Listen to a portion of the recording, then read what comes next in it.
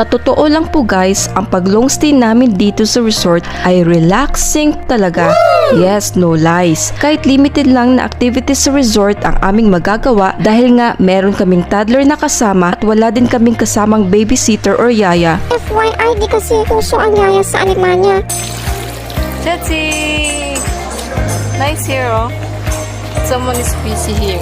Anyway, hindi naman po laging tumatawag ang anak ko sa akin or kahit sa kanyang papa kasi nga busy din ang aming unika iha kasi naman po ang daming interesting things here and over there na nakikita niya na di pa niya nakita or napuntahan sa Alemanya gaya na lang ng swimming pool at ng dagat.